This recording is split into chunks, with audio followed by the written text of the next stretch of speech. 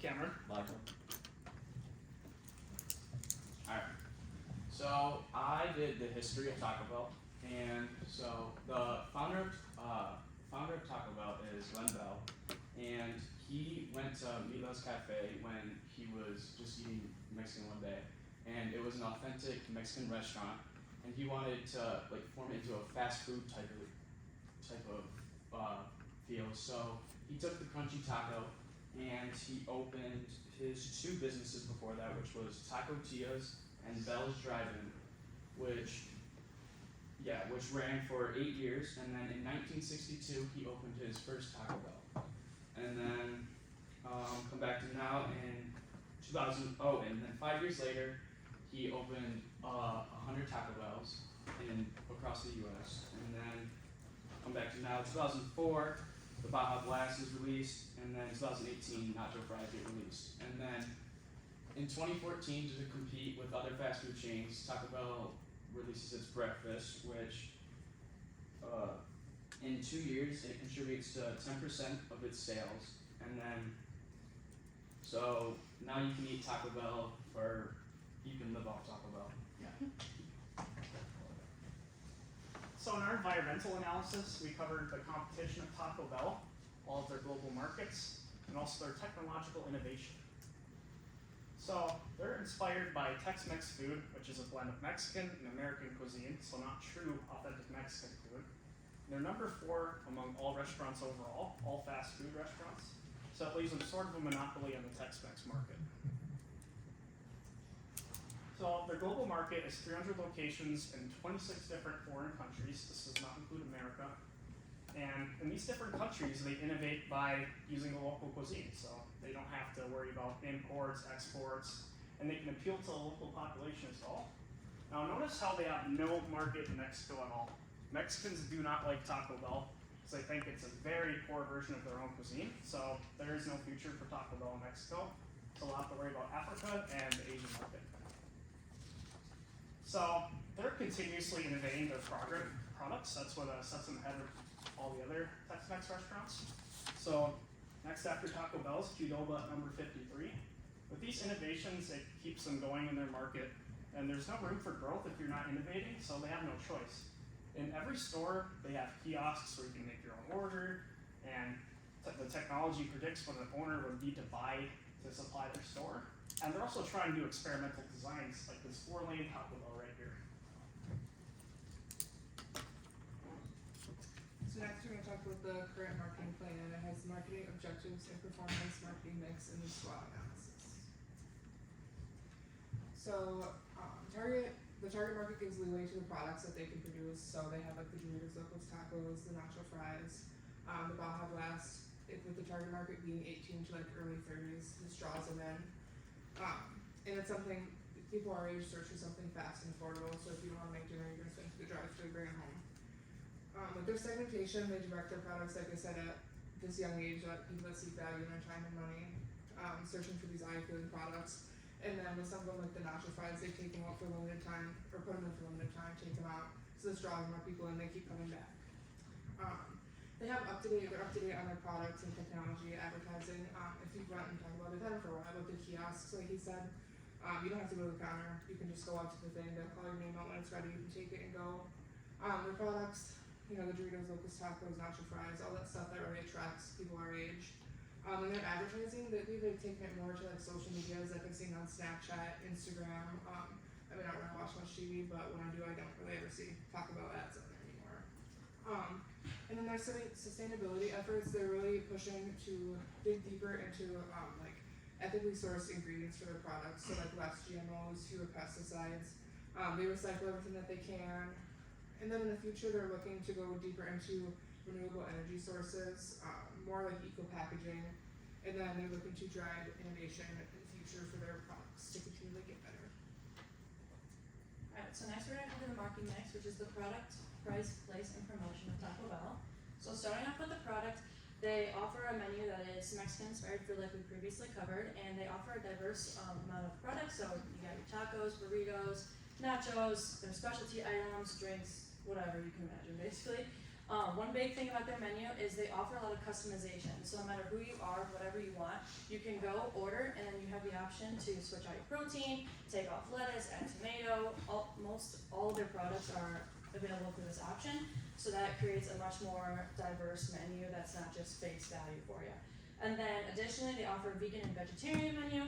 So this helps increase their customer demographic. So if you have food preferences or allergies, you aren't limited and you can't like stay away from Taco Bell like you are. You can fulfill your cravings still.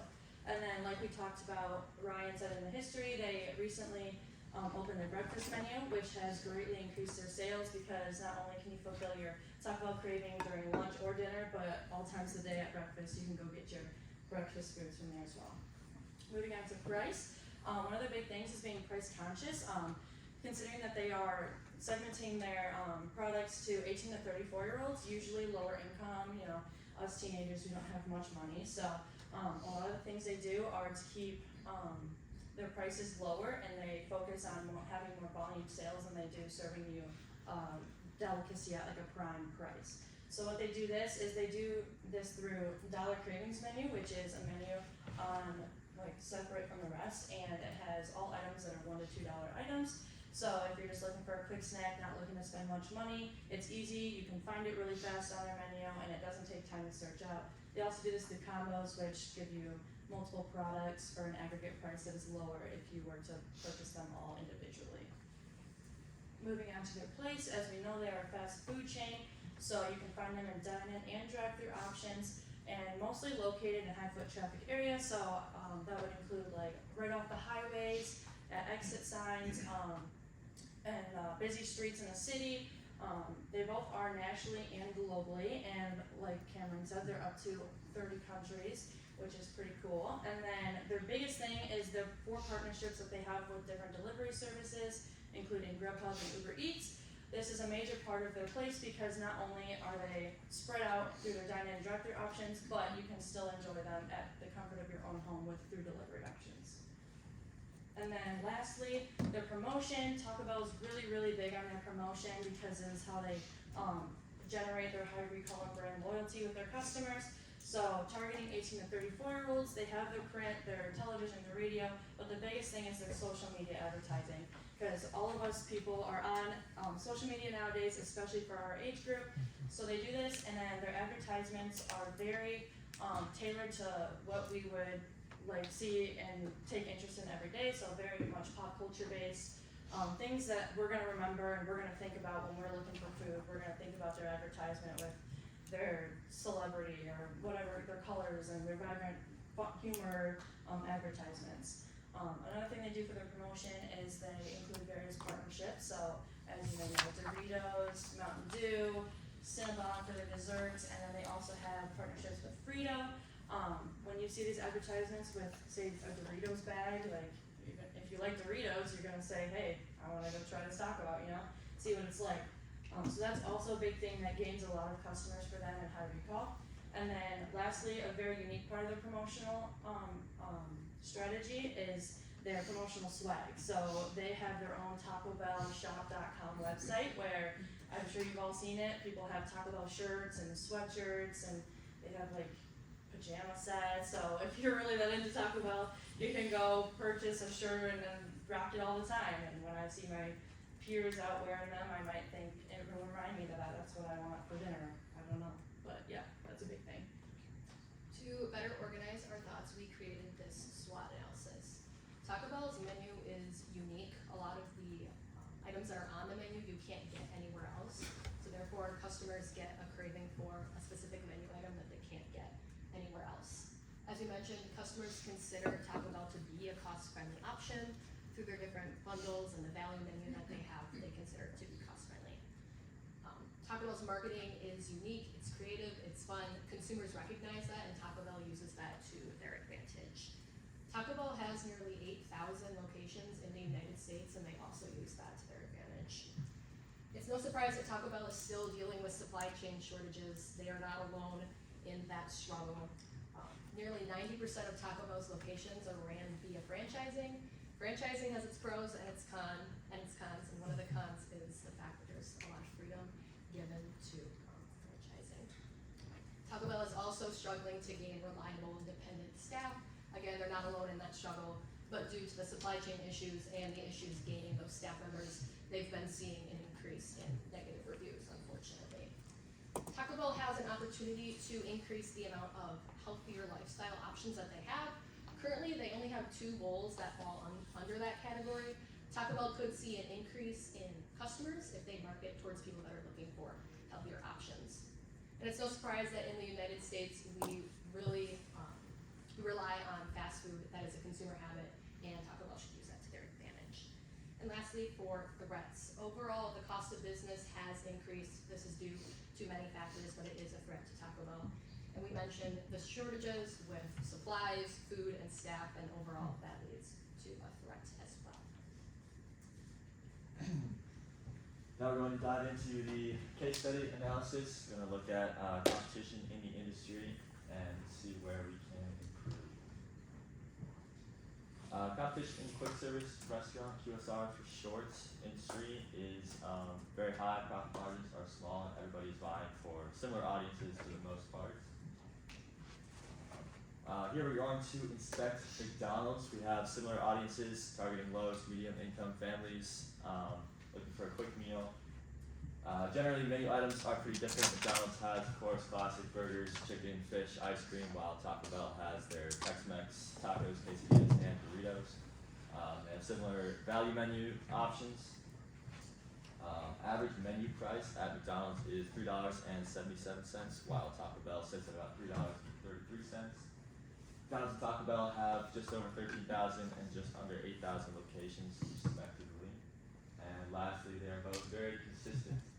McDonald's took it one step further. In 1961, they launched Hamburger University, fully accredited university. If you wanted to go and major in hamburgerology, that is an option for anybody.